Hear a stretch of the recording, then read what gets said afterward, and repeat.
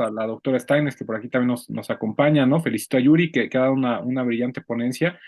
Creo que se ve claramente la tendencia prospectiva de la eutanasia, ¿no? En el mundo. Entonces hay que, pues ya pensarlo ya no prospectivamente, sino coyunturalmente, ¿no? El tema de la prospectiva. Y bueno, pues el maestro Raimundo Espinosa Hernández es licenciado en Derecho, ¿no? Especialista y maestro en Derecho Constitucional por nuestra Facultad de Derecho de la UNAM. ¿No? También pues es especialista en amparo, ¿no? Y también es candidato a doctor por la UP justamente. Y bueno, es politólogo de la UAM, ¿no? Y bueno, pues tiene la certificación de abogado digital por la Academia Mexicana de Derecho Informático y se ha desempeñado como profe en la UACM, por ejemplo, también en la Facultad de Economía y Derecho de la UNAM, ¿no? Y donde da filosofía, derecho indígena y por supuesto también en la praxis pues ha hecho varias cuestiones, ¿no? Ha sido asesor jurídico internacional de la OIT y de la Asociación Latinoamericana para la Integración.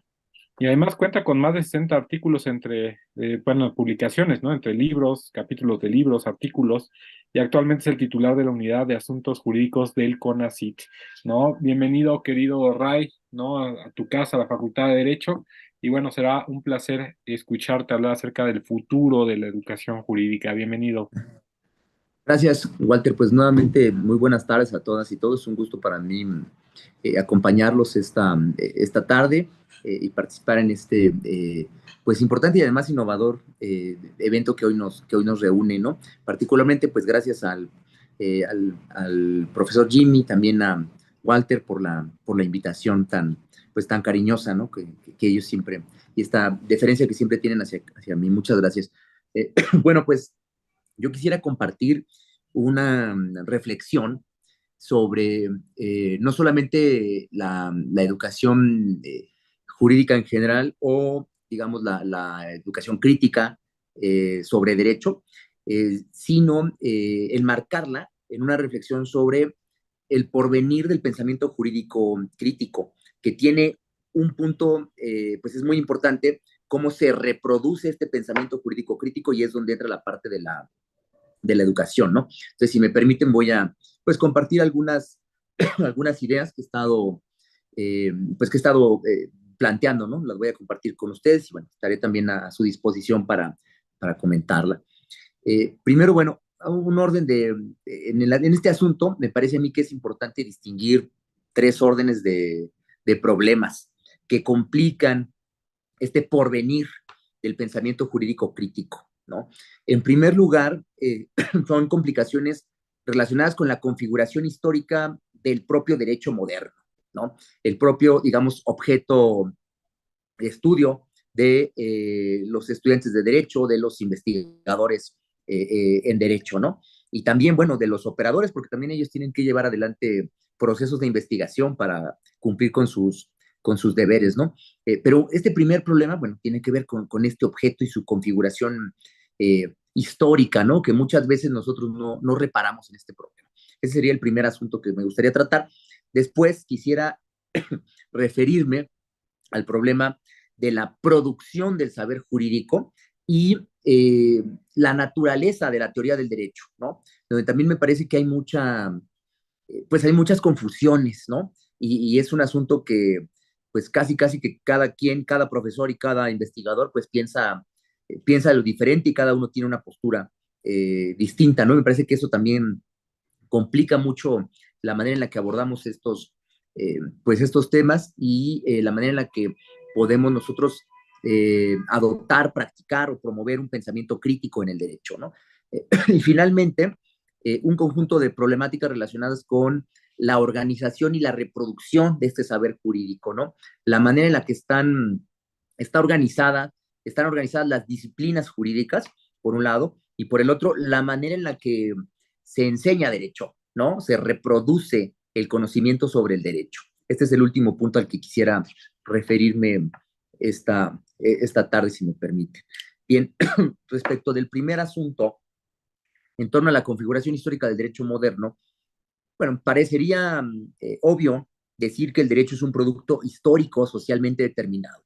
No obstante, cuando uno pues tiene la experiencia de participar, de ser parte de la comunidad de juristas, de abogados, en este caso, bueno, por ejemplo, en espacios como la facultad o en espacios más amplios, ¿no?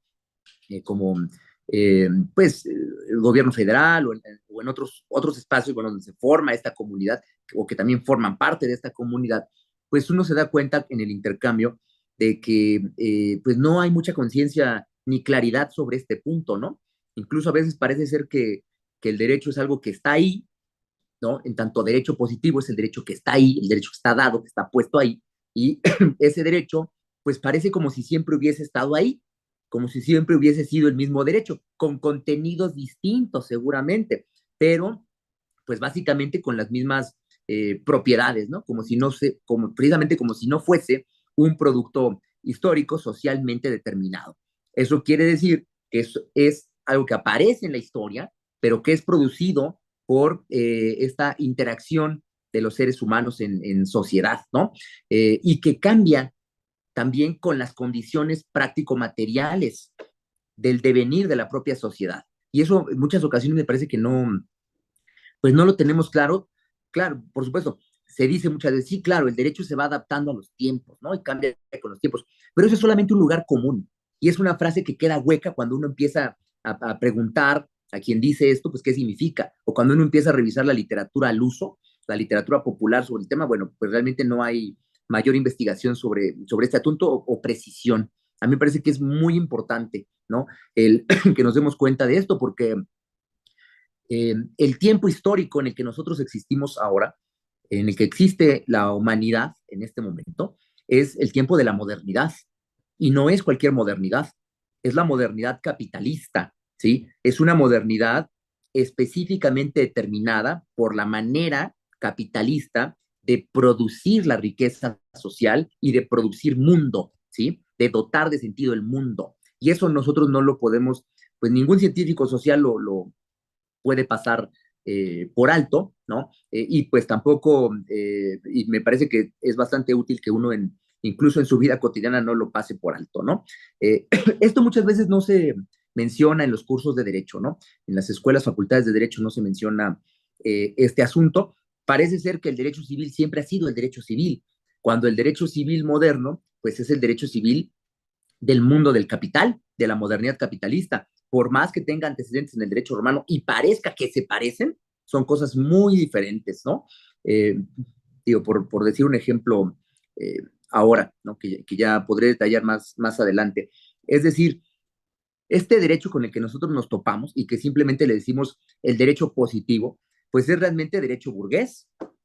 Esa es la forma jurídica de la modernidad capitalista. Y lo digo así porque en ocasiones también me parece que hay cierto, eh, pues cierta preocupación, ¿no? Pues cierto morbo incluso en pronunciar la expresión así, derecho burgués, como si este derecho moderno capitalista no fuese derecho burgués. Es derecho burgués porque es el derecho de la sociedad burguesa, y ese es un término histórico de las ciencias históricas, no ideológico, ¿no? Y aquí empiezan los problemas, porque hay mucha confusión. Para no hablar así, pues mejor simplemente digamos de derecho positivo, que es algo que parece avalorativo, objetivo, ¿no? Per se, y no metamos este adjetivo de burgués ni de capitalista, pero no son términos ideológicos, son términos científicos, ¿no? Y cuando hay estas discusiones al interior de la comunidad de juristas, que muy pocas veces suceden en nuestro país, pues salta a la vista pues las limitaciones de nuestra formación, ¿no? Que ya más adelante voy a hablar del tema porque no manejamos estos conceptos, incluso, bueno, parece que nos da miedo decirle a las cosas por su nombre, ¿no? Bueno, es muy importante para comprender el derecho como producto histórico socialmente determinado, pues también ir entendiendo las múltiples determinaciones que le van dando forma y contenido a lo jurídico, ¿no? Lo que hace a la juridicidad del momento, pues ser lo que es y no ser otra distinta, ¿sí? Me refiero a esta necesidad de ubicar eh, este producto que llamamos derecho, este producto histórico social que llamamos derecho, pues ubicarlo dentro de lo que se conoce en la antropología como las sociedades de escasez, sociedades donde los bienes pues no son suficientes o no son aptos para el consumo de las comunidades humanas, ¿no? Y eso pues implica una serie de complicaciones que los seres humanos pues han ido resolviendo con distintas figuras. la propiedad privada, el mercado, el Estado.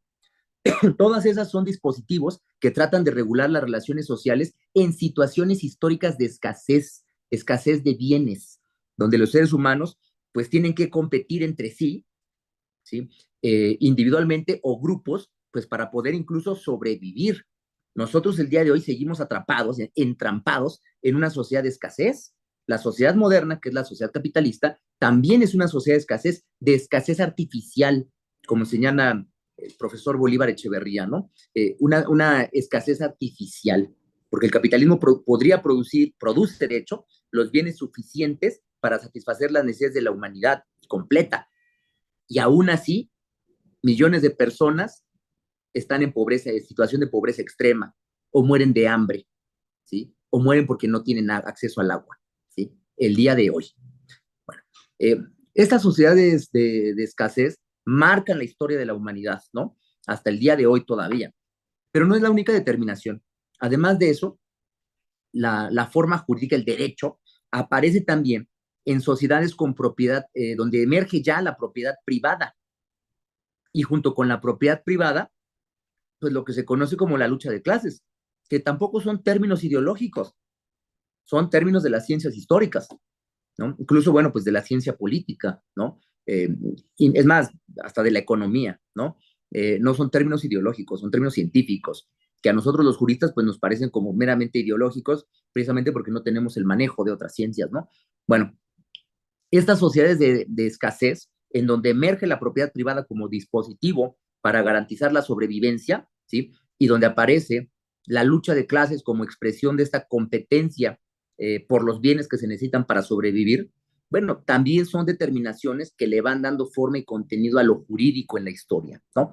Pero no solo es eso, también aparece el derecho en sociedades con Estado. El Estado tampoco existió siempre. El Estado, evidentemente, es un producto histórico, socialmente determinado, como lo es el derecho, ¿sí? Y claro, nosotros podemos constatar en la historia, y hay muchos debates sobre esto, pero aceptemos en principio que podemos constatarlo en términos generales, constatar que el derecho, el Estado produce derecho, ¿sí? Y entonces, bueno, de ahí viene el apotegma de que todo derecho, ¿sí? Es derecho del Estado.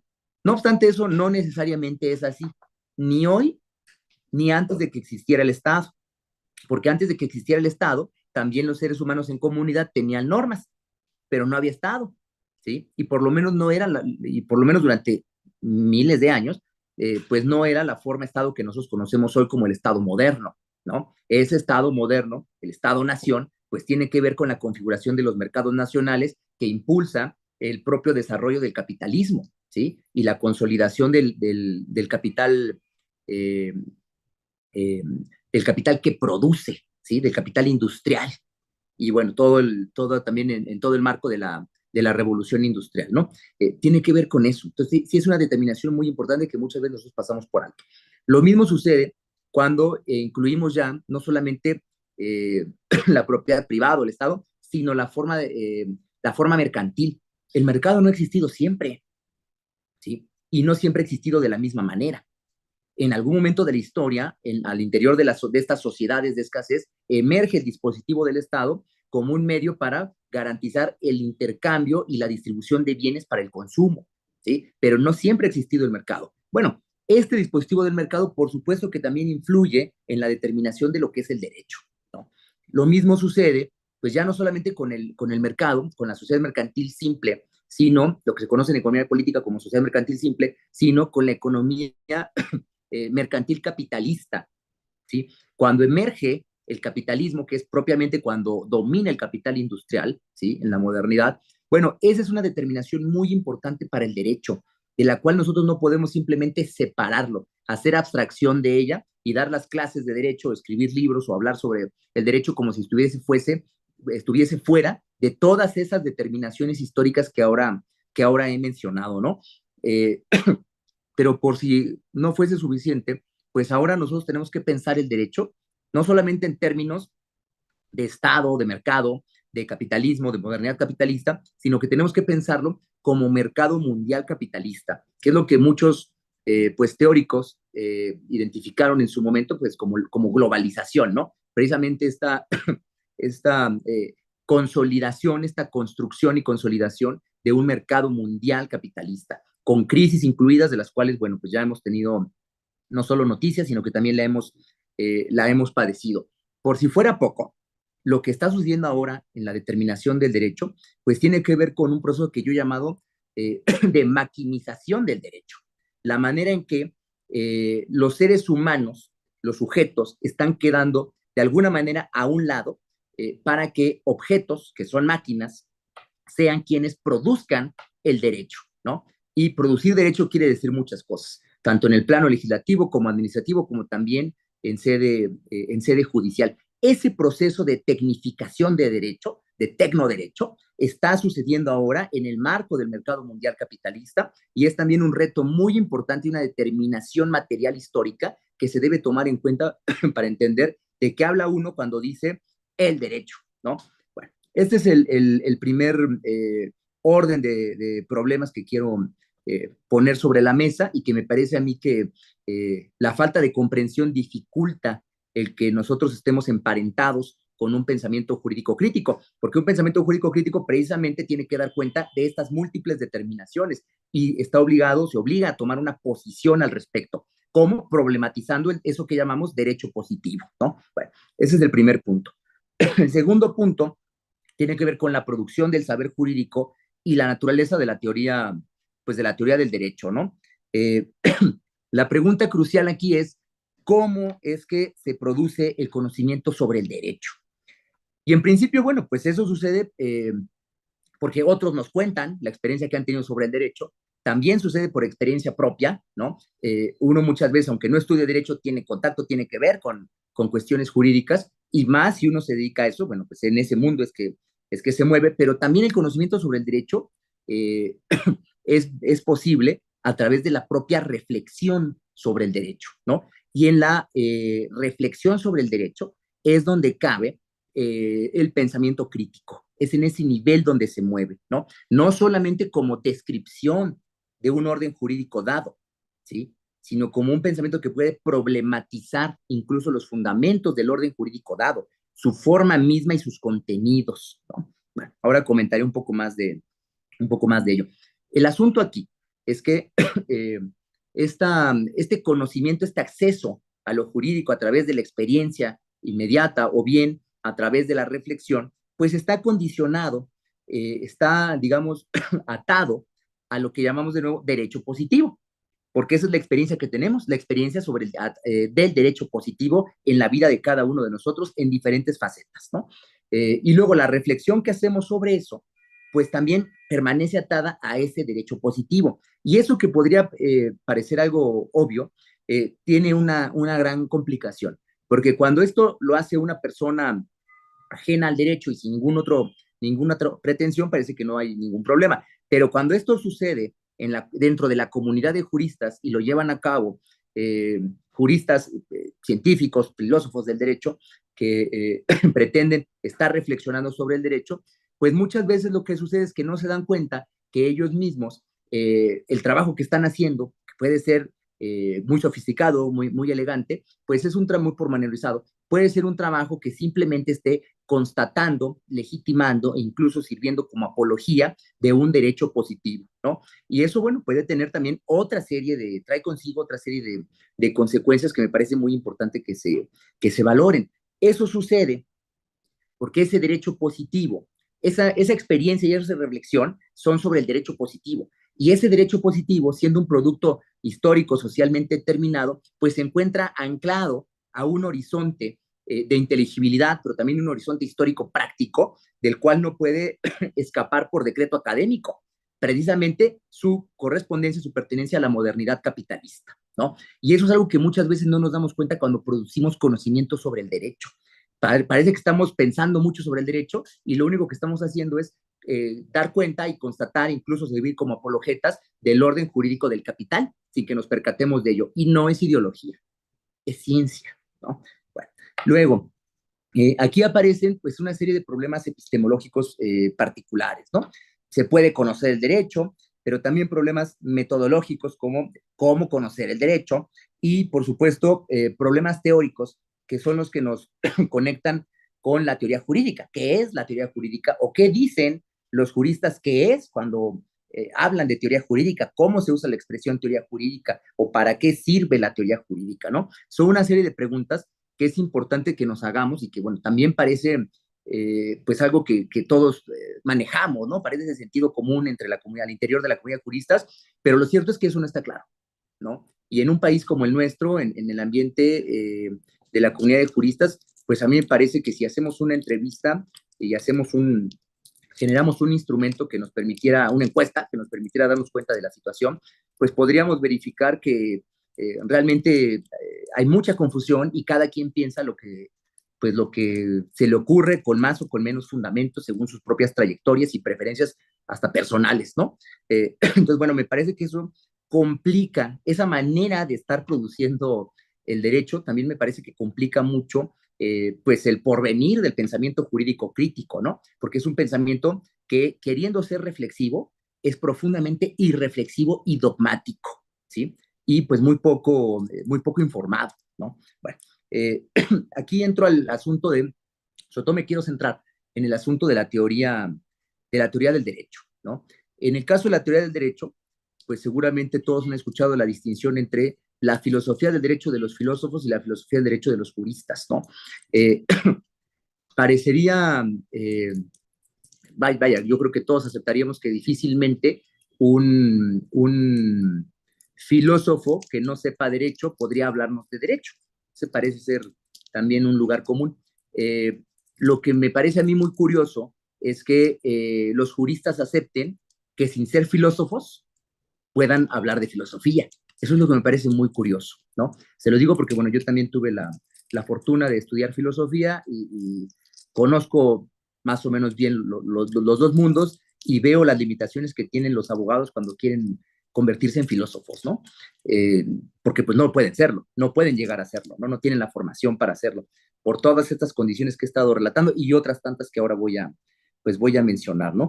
Esta distinción entre la filosofía del derecho de los filósofos y el modo de hacer filosofía del derecho de los juristas, pues es eh, me parece a mí que es uno de esos dogmas, ¿no? Pues de estas teorías de que yo llamo la teoría convencional del derecho, otro apotegma, pues en este caso canonizado por Bobbio, ¿no?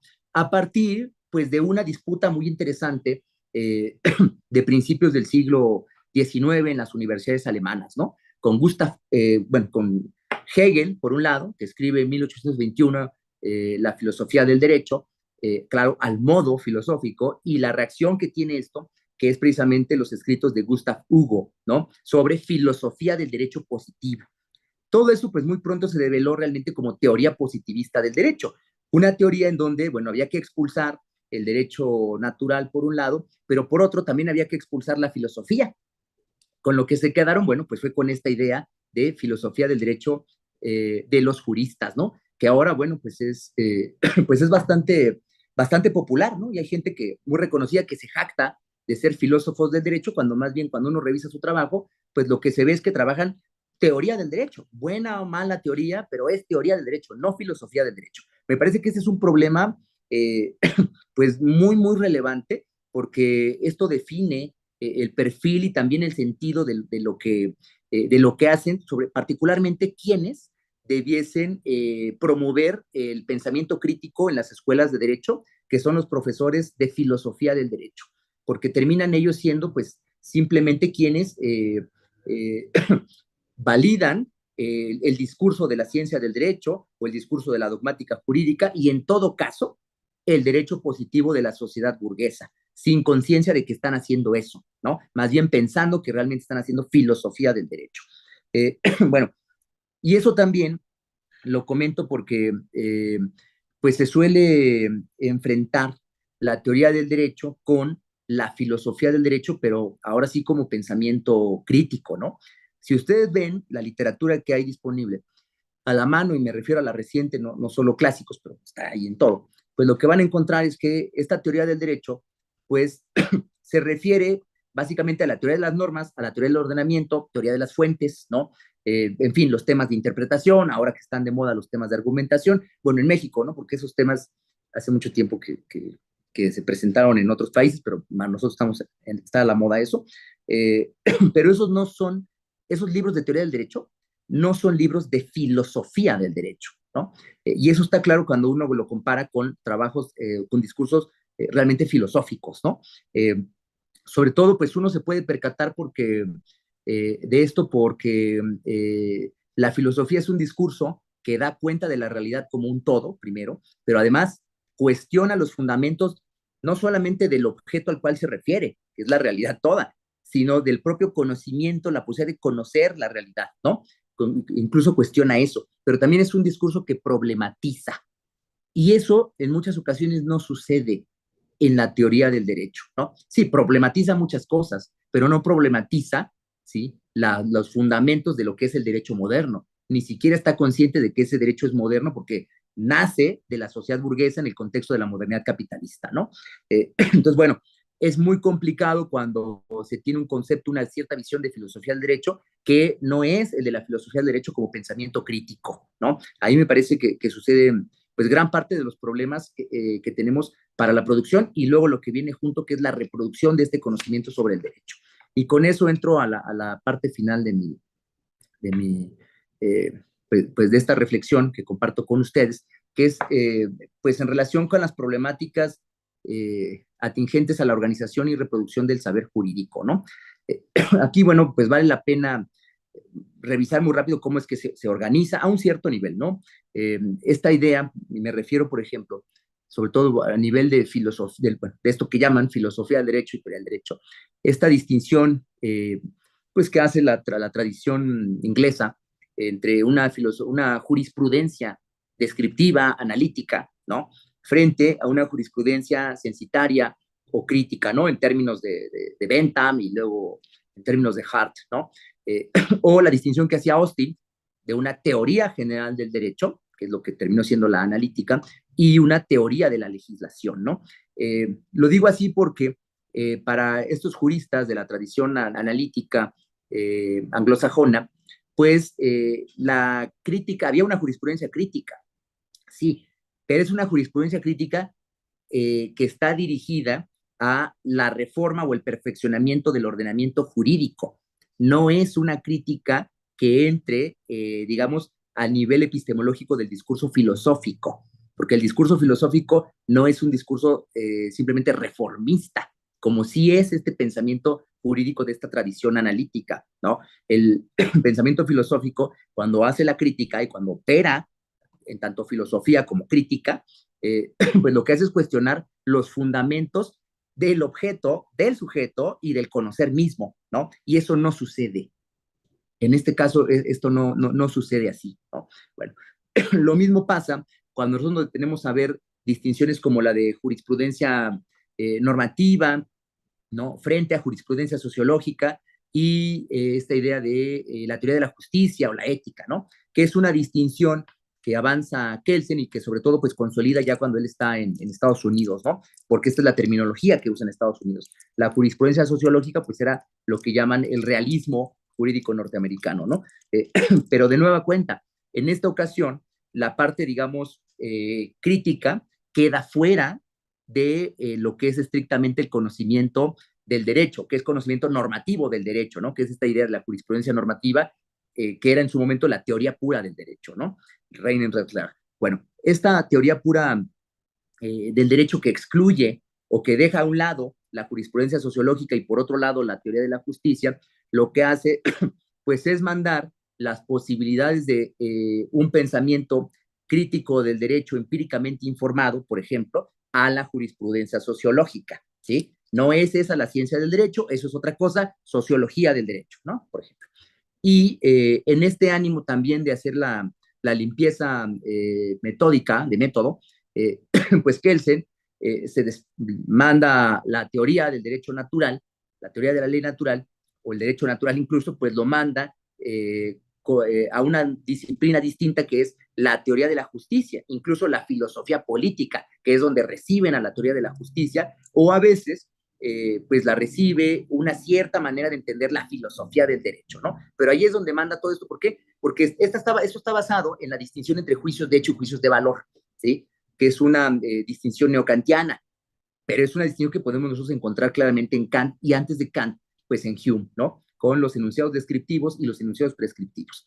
Bueno, esta pues es una tradición pues muy fuerte en nuestro medio, que me parece que también nos complica mucho el poder entender y acercarnos, acceder a un pensamiento jurídico crítico, porque eso parece de entrada como ajeno al derecho, y si no, por lo menos ajeno a las facultades de derecho o como algo marginal en los planes de estudio de las facultades de derecho, ¿no? Y son complicaciones estructurales que están ahí todos los días. Cuando uno se pregunta por qué no hay pensamiento crítico en las escuelas de derecho, bueno, pues hay que ver cómo es qué tradición tenemos, cómo hemos estado llevando esto en la práctica y cómo eso se ve plasmado pues en los lineamientos que tenemos en programas y demás, ¿no? Bueno, luego está también estas ideas sobre la dogmática jurídica, ¿no? O la doctrina como ciencia del derecho.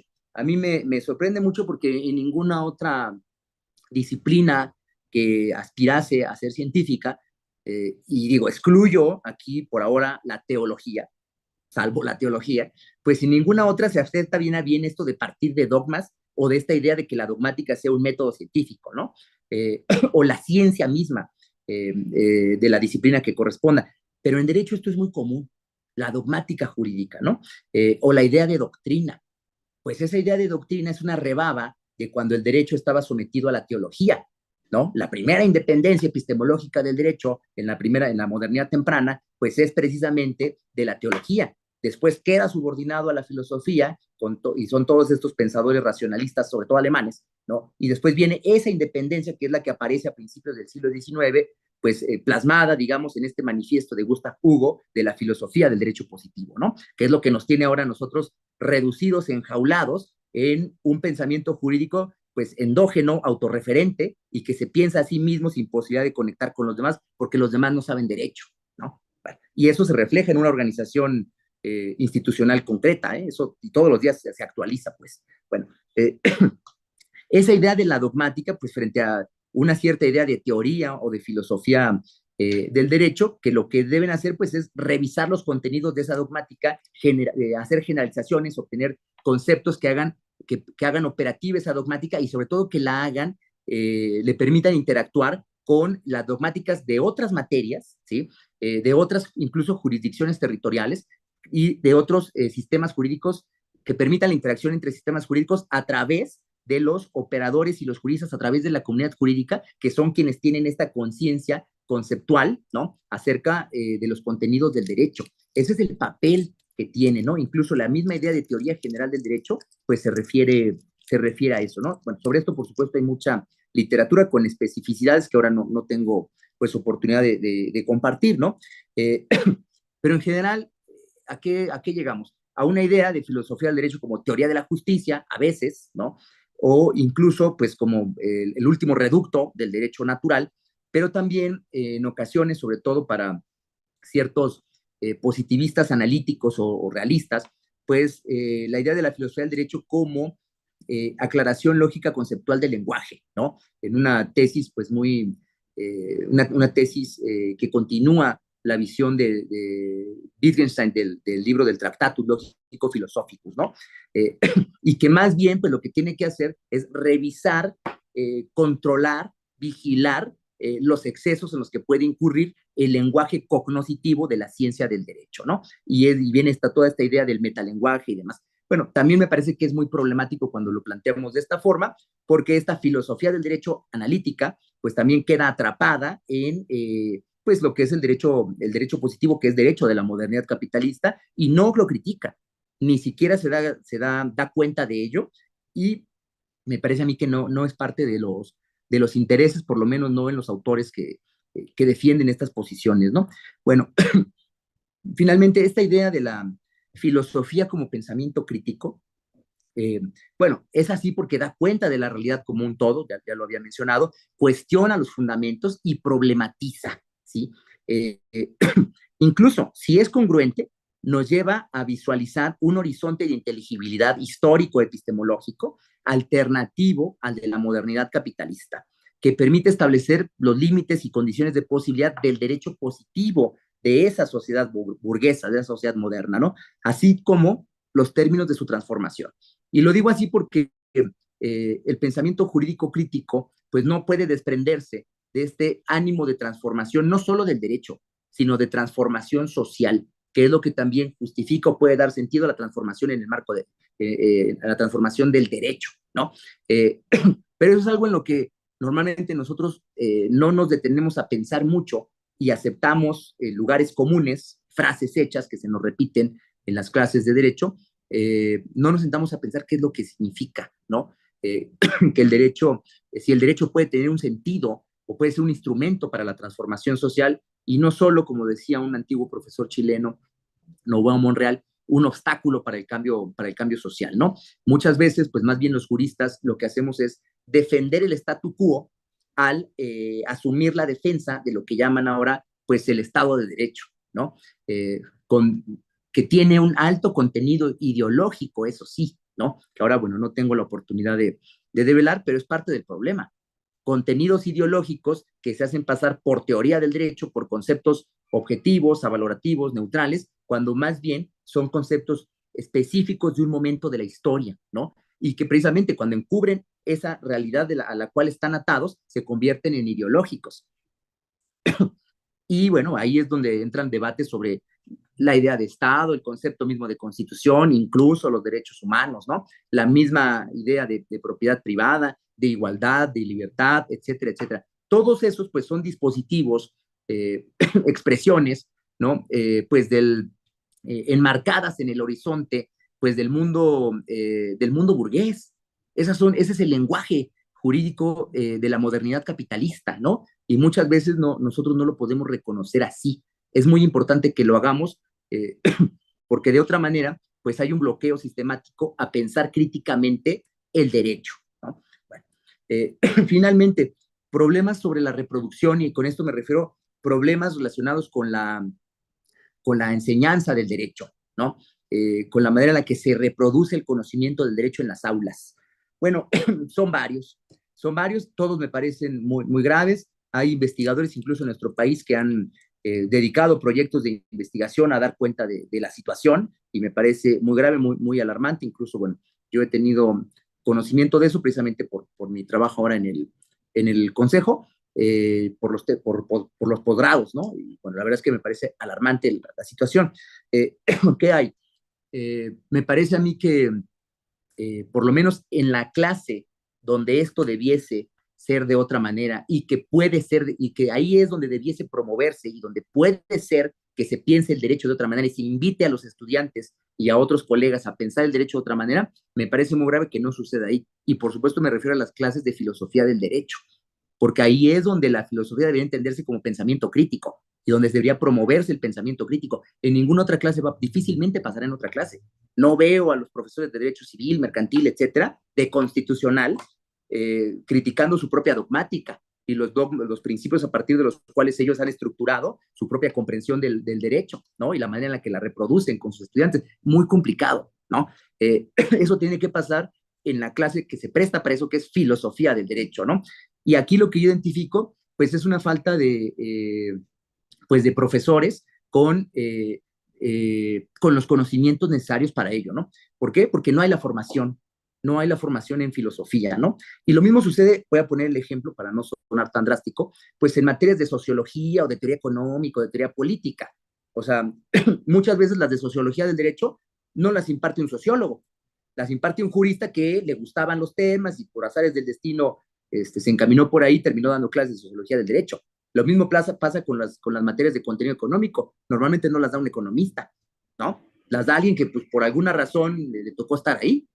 Y a lo mejor es bueno, no lo sé, pues no prejuzgo, pero no son especialistas, ¿no? No es gente con la formación.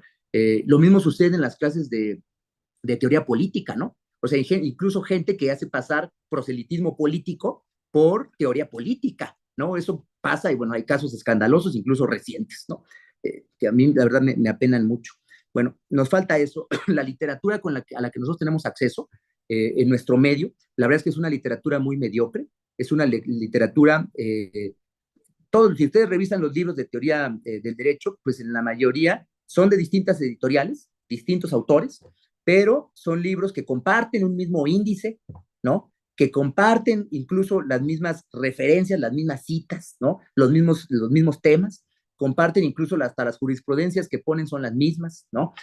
Parece, leyendo uno puede leerlos todos, porque no tiene ninguna originalidad, ¿no?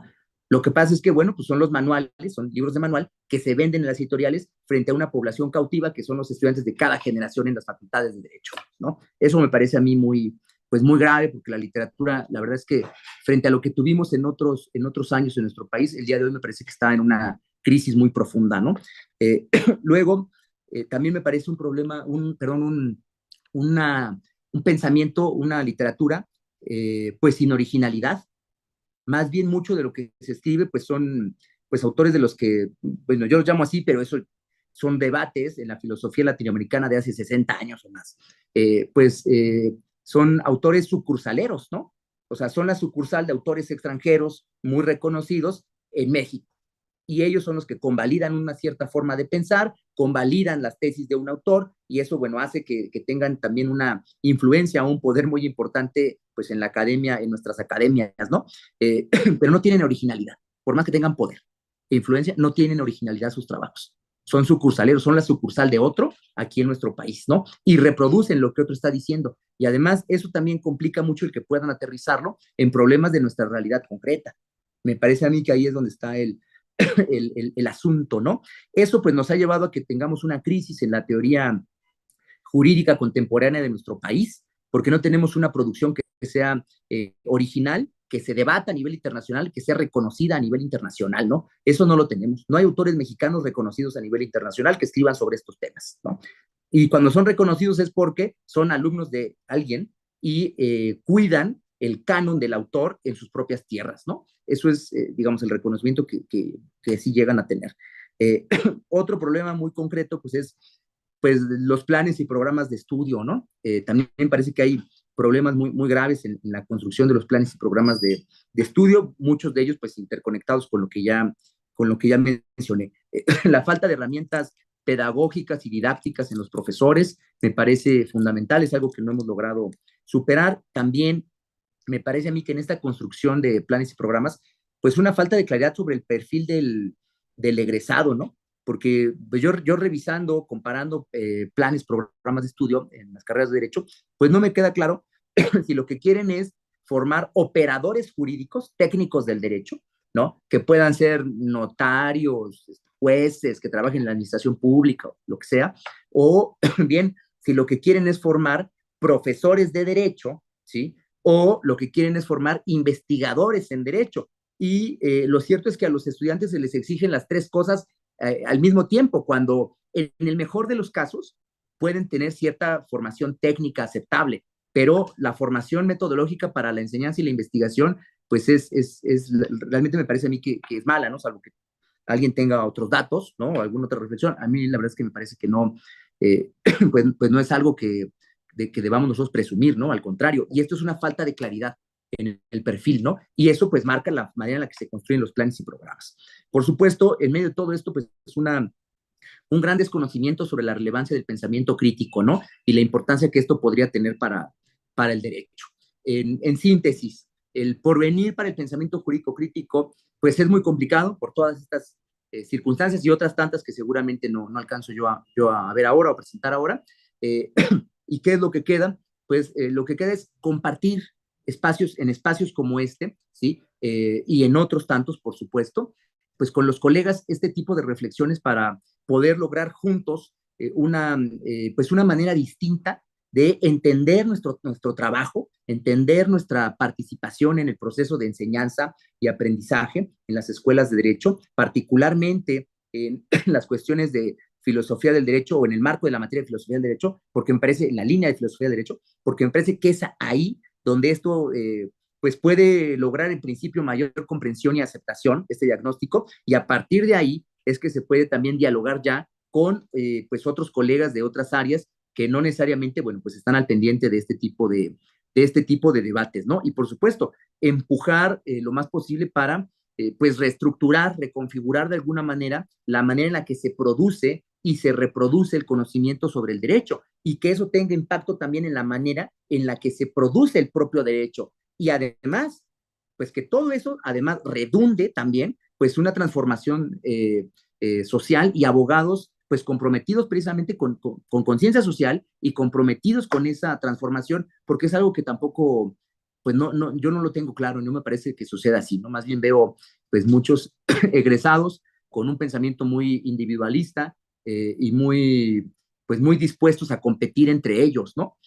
Pues en la selva, ¿no? De una manera, pues me parece a mí incluso irracional y con muy poca conciencia social. Yo creo que sobre todo en las universidades públicas deberíamos nosotros tener el compromiso para formar abogados de otra manera. Pues eso sería todo. Muchas gracias, Walter, Jimmy, y a todas y todos los que me escucharon. Muchas gracias, estoy a sus órdenes. Muchísimas gracias, maestro Raimundo Espinosa Hernández, por una relevante y muy interesante ponencia sobre el futuro de la enseñanza crítica del derecho. Si bien vamos a una pequeña ronda de preguntas, le escriben aquí en el chat el compañero Carlos Magaña, ¿cómo estructurar o desarrollar una línea epistemológica en el derecho cuyo método nos permite entender y conectar al derecho con otras ciencias sin que se pierda el rigor científico y además permite entenderlo históricamente? El compañero Carlos Magaña. Sí, sí, la entiendo. Bueno, yo creo que lo que nos quita rigor científico es esta manera en la que se ha encerrado el conocimiento sobre el derecho, ¿no? Eso es lo que me parece que nos quita rigor científico, porque incluso eh, digamos, en los planteamientos contemporáneos de filosofía del derecho, pues lo que se hace, así se llama, es filosofía naturalizada del derecho, teoría naturalizada del derecho, que es, digámoslo así, filosofía jurídica empíricamente informada. Bueno, eso que, por ejemplo, aquí en México lo hace Enrique Cáceres, ¿no? Que lo hace Brian Leiter en Estados Unidos y otros, pues es algo realmente muy lejano para nosotros y algo en lo que pues no nos hemos adentrado, ¿no? Por poner un ejemplo en donde pues no hay, se ve incluso la reflexión filosófica sobre el derecho, que puede ser visto como lo más abstracto, se entiende como una continuidad con el conocimiento de las ciencias empíricas o de otras ciencias, no necesariamente empíricas, ¿no? Pero del discurso científico en general. Y nosotros, en la manera en la que hemos construido el saber sobre el derecho, la organización incluso institucional que tenemos para eso, pues no lo permitimos. Es muy complicado. Repito, tenemos dando clases de sociología derecho a gente que no estudió sociología, de ciencia política a gente que no estudió ciencia política, de filosofía a gente que no estudió filosofía, etcétera, etcétera, ¿no? Me parece que eso complica mucho el rigor y, por supuesto, compromete por completo la formación de los estudiantes de nuestras escuelas, porque y ellos se dan cuenta cuando salen y platican con otros compañeros de otras facultades, pues lo tienen muy claro, ¿no? Tienen muy clara cuál es la situación en la que nos encontramos y la pobreza de las herramientas que les brindamos, pero tiene que ver con esta cerrazón, con esta manera de clausurar las interacciones del conocimiento jurídico y sobre todo de los estudiantes, los profesores, los juristas, los operadores, con otras disciplinas. Una falta de visión en cuanto a la interdisciplina, no solo multidisciplina, interdisciplina y también la transdisciplina que pues me parece a mí que nos pone en esta situación tan delicada. Sería muy bueno que pudiésemos contar con profesores, que las clases de historia nos las dieran historiadores profesionales, ¿no? Que las clases de filosofía nos las pudieran dar filósofos, que las clases de teoría política las dieran politólogos, que las de sociología las dieran sociólogos, que las de economía las dieran economistas, y no juristas que se hacen pasar por todo esto y por nada. Gracias, maestro Raimundo. El maestro Jimmy quiere también tomar el uso de la palabra. Simplemente, querido maestro Raimundo Espinosa, muchísimas gracias, como siempre, muy gentil y muy amable por aceptar participar en las actividades que el Seminario de Filosofía del Derecho, del cual nos honra que formes parte, como así distinguidas profesoras, profesores que nos acompañan en esta sesión, ¿no? Y como siempre, pues es un gusto saludarte y escucharte, ¿no? Que hemos tenido la fortuna y oportunidad por parte de un servidor, por supuesto, de venir platicando sobre estos temas tan relevantes, sobre todo particularmente el enfoque crítico, ¿no? Tan necesario para no solamente hacer un proceso de reflexión sobre el quehacer cotidiano del derecho, sino la formación de los juristas, cómo se están formando, ¿no? Y en ello coincidimos, por supuesto, en muchos puntos, ¿no?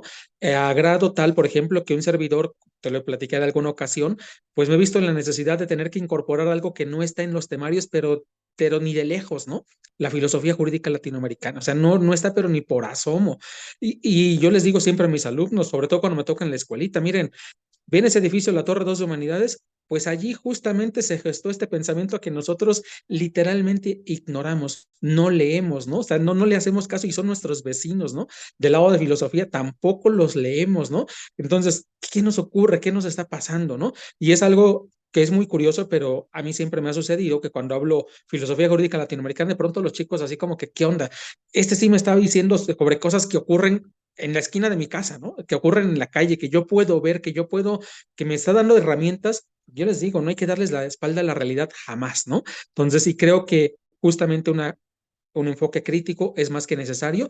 Yo limitaría ahí mi comentario, tendría muchas más cosas que decir, pero por cuestiones de tiempo y porque sé que hay otras participaciones, reiterarte el agradecimiento como siempre, querido maestro Raimundo, mil gracias por estar con nosotros, ¿no? Muchas gracias.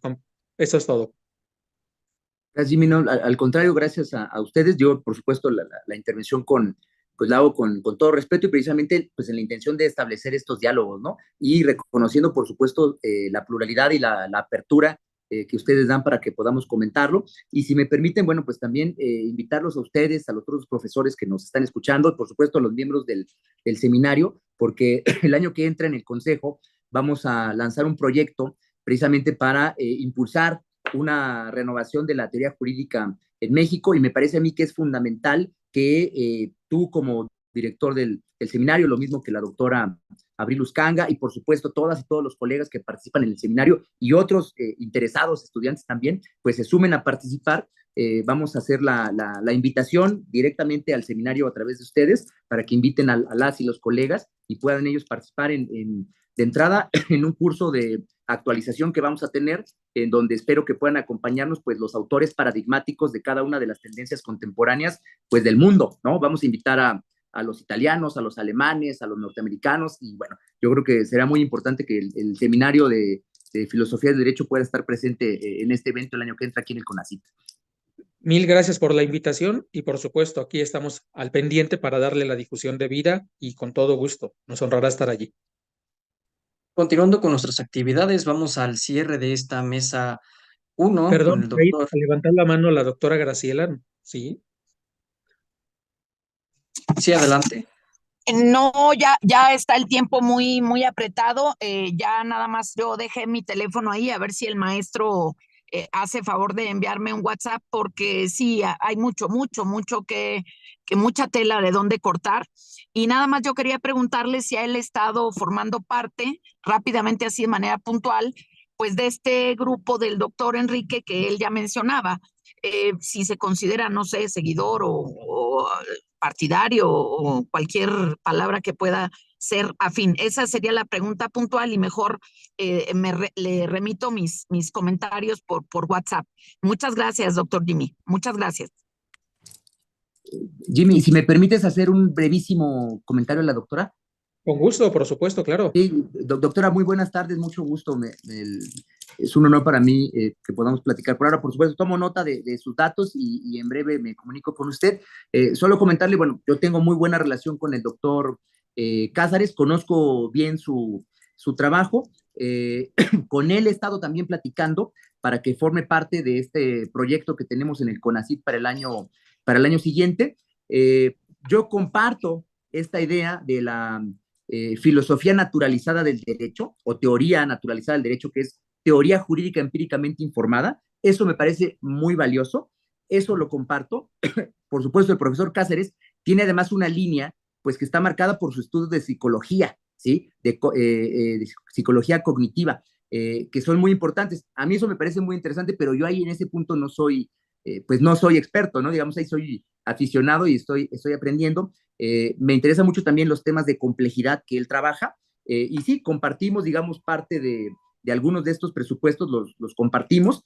Y hay otros puntos donde, bueno, yo tengo mis propias ideas, ¿no? Sobre algunos planteamientos, pero los proyectos de investigación que ha desarrollado el doctor Cázares para hacer diagnósticos sobre la situación de la producción y reproducción del conocimiento sobre el derecho en nuestra facultad y en otras universidades son valiosísimos, con independencia pues de la postura, digamos, epistemológica o la tradición que uno trabaje, ¿no? Y bueno, yo le tengo mucha admiración al doctor Cázares. Entonces, bueno, doctora, yo la busco con todo gusto. Muchas gracias.